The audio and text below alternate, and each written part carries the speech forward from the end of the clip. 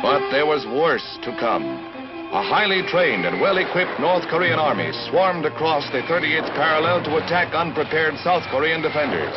Caught off guard, they were all but overwhelmed until the United Nations took its historic vote to intervene. While the Korean Republicans fought a desperate delaying action, a United Nations police force with General Douglas MacArthur as Commander-in-Chief was formed. During the early days of UN action, General MacArthur fought a grim defensive battle.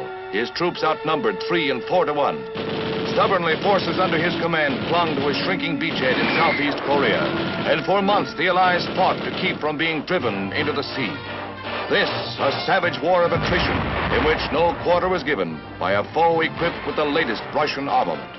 It was, in fact, a war of survival to gain time. The cost was high to Americans who bore the brunt under the UN banner.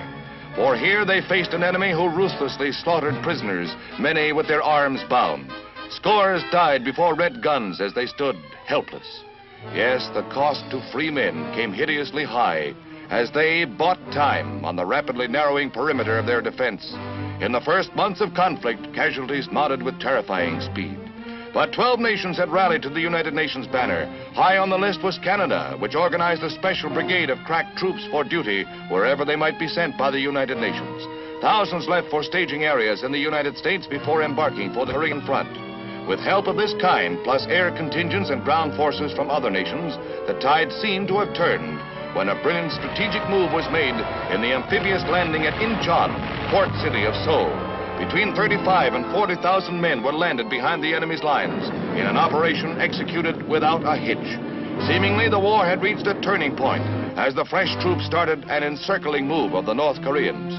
Well armed and equipped, they moved steadily forward toward the Manchurian border under an air cover that hammered incessantly at North Korean supply lines and industrial centers. History may well record that air power spelled the difference between victory and defeat in the opening phases of the struggle.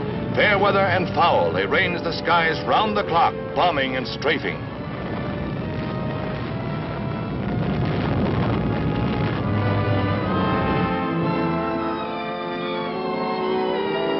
The end of the war seemed in sight as the Allies pushed north toward the North Korean capital of Pyongyang and further northward to the Manchurian and Siberian borders. Then it happened. The Chinese Red Armies, numbering hundreds of thousands, swarmed over the frontier against thinly held United Nations positions.